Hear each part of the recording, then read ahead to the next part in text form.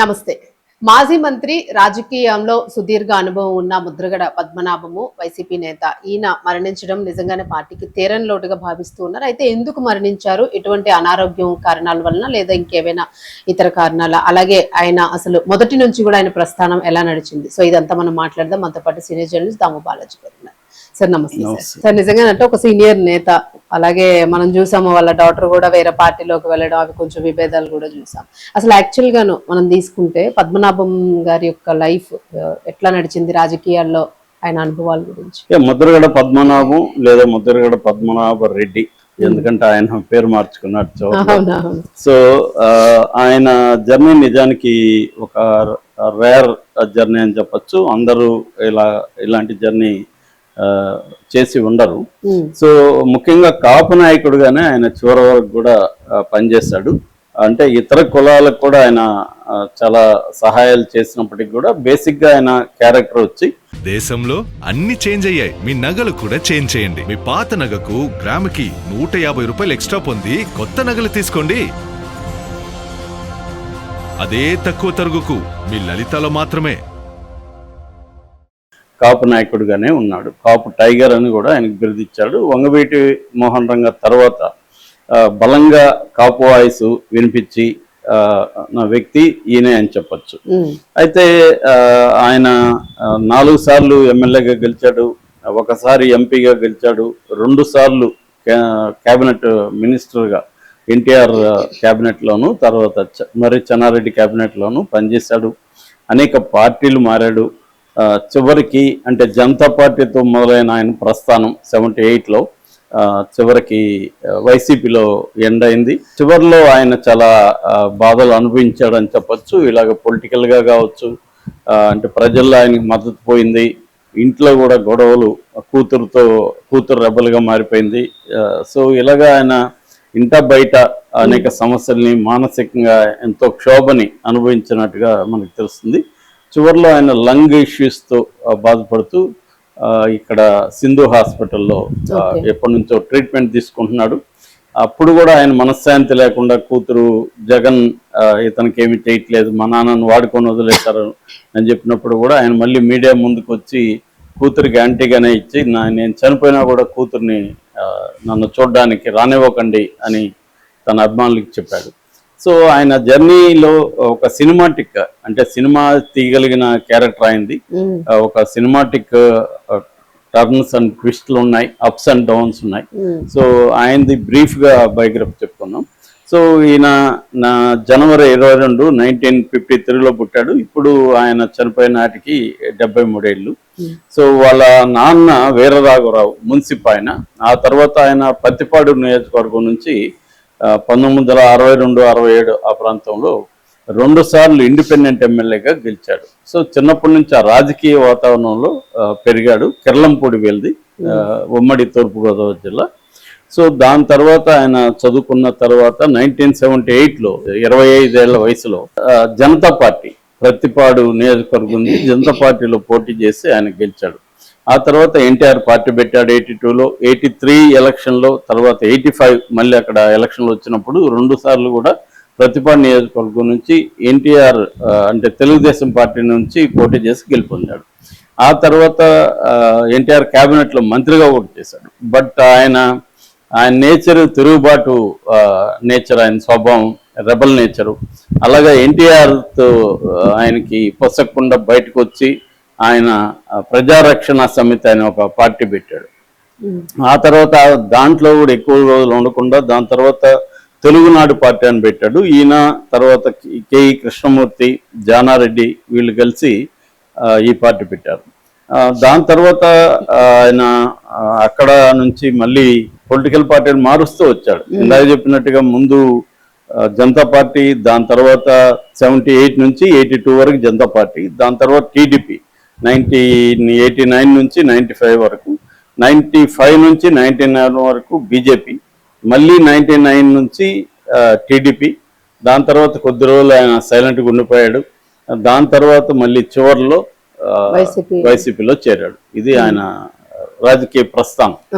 So అంటే ఆయన దేంట్లోనూ ఒక స్ట్రక్చర్లో కానీ ఇమ్మలేకపోవడం, వ్యక్తిగా మాత్రమే పనిచేయాల్సిన పనిచేయడానికి ఆయన ఇష్టం చూపించడం, అంటే ఒక నిర్మాణంలో ఒక పార్టీ డిసిప్లిన్ లో ఆయన ఇమడలేకపోవడం అనేది ఆయన క్యారెక్టర్ లో మనకు కనబడే లక్షణాల్లో ఒకటి.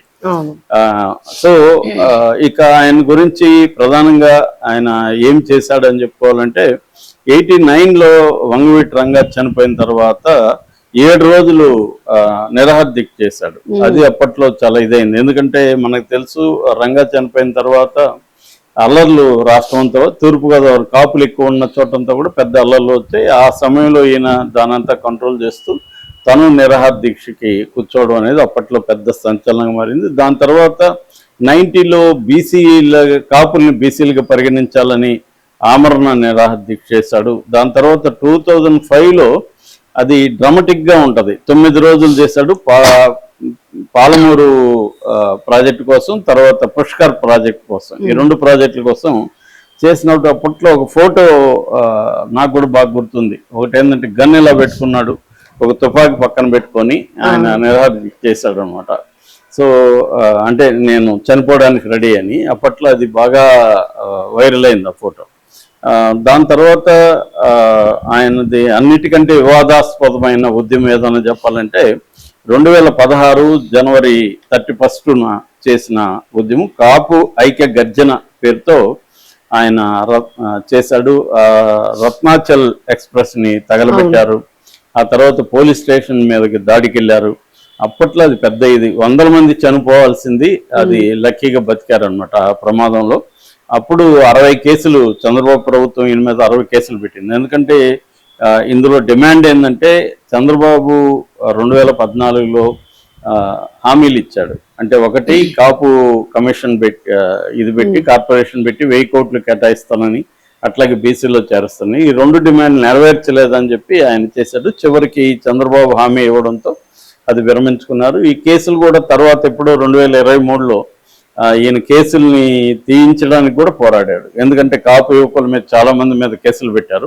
చివరికి ఒక 40 మంది మీద కేసులు రైల్వే కోర్టు కొట్టేసింది. ఆ తర్వాత ఈయన మధ్యలో కాపునాడు 94లో ఓడిపోయాడు. ఈయన 94లో ఓడిపోయిన తర్వాత కాపునాడు పెట్టాడు. అప్పటి నుంచి కూడా ఆయన కాపుల కోసమే గట్టిగా పనిచేస్తూ వస్తున్నాడు. కాపు నాయకుడుగా ఆయన స్థిరపడ్డాడు అని చెప్పచ్చు.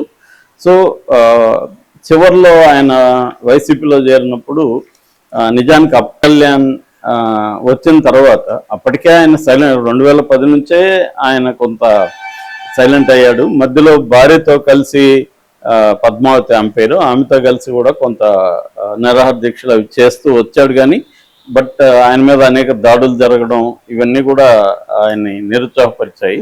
సో మెల్లగా ఈ కాపు మన hero brothers Chiranjeevi and Pavan Kalyan enter అవడంతో కాపుల్లో ఈయనకి కొంత ఇది కూడా తగ్గింది. అయితే ఆయన ఎప్పుడు కూడా ఒంటరి పోరాటంకి ఇందాక చెప్పినట్టుగా ఇష్టపడేవాడు. ఆయనకి అభిమానులు కూడా వేల సంఖ్యలో ఆ ఏరియాలో ఉండేవాళ్ళు, ప్రాణం ఇచ్చేంత అభిమానులు ఉండేవాళ్ళు. సో చివరిలో వైసీపీలో చేరాడు.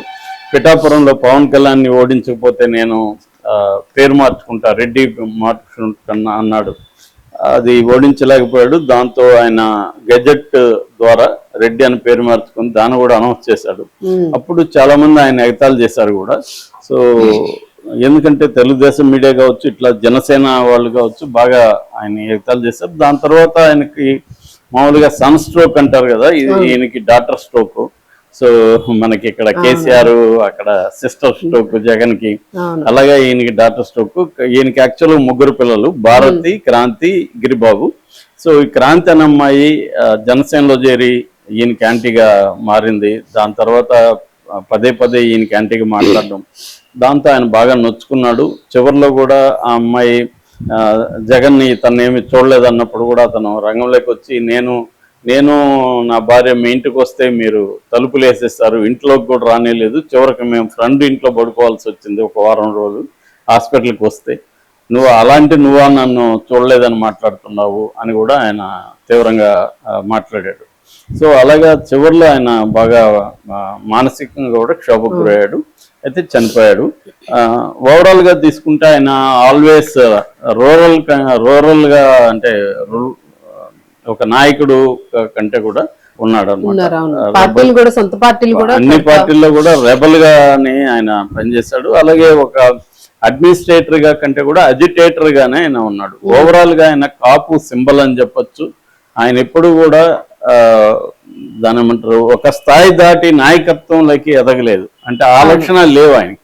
అంటే రాజకీయంగా ఎవరితో ఎలా బిహేవ్ చేయడం, పై పదవులకి వెళ్ళాలంటే అందరిని కాకాలు పట్టడం, రాజకీయంగా యూటర్న్ తిరగడం, ఇవేవి లేవు ఆయనకి. స్వభావం సూటి స్వభావం, పైకి మెత్తగా చాలా మర్యాదకరంగా మాట్లాడిన చాలా స్ట్రాంగ్ క్యారెక్టర్ ఆయనది.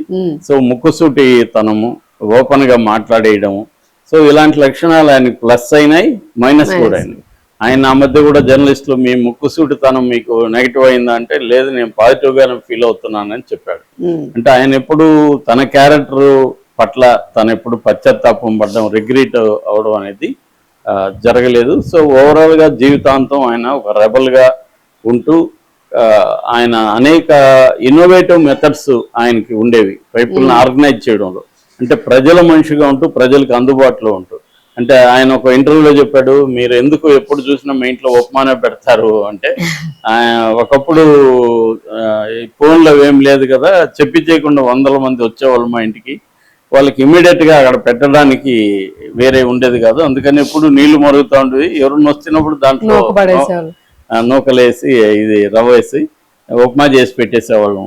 సో అలాగే మా ఇంట్లో ఉప్మా అనేది పాపులర్ అయిందని కూడా ఆయన చెప్పాడు. అలాగే అంటే ఆతిథ్యంలో కూడా ఆయన చాలా పేరుంది. వాళ్ళకి ఎంతమంది వచ్చినా ఫుడ్ పెట్టడం అనే కల్చరు, వాళ్ళని ఆదరించడం అనే కల్చర్ కూడా ఉంది. ఓవరాల్ గా ఒక యునిక్ లీడర్ గా ఆయన చెప్పుకోవచ్చు.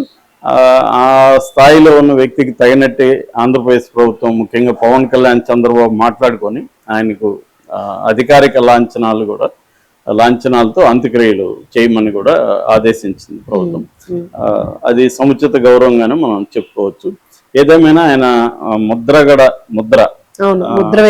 అనేది అయితే మాత్రం బలంగా ముద్ర వేసి వెళ్ళాడు. ఆ ముద్ర ఖచ్చితంగా ఉంటుంది.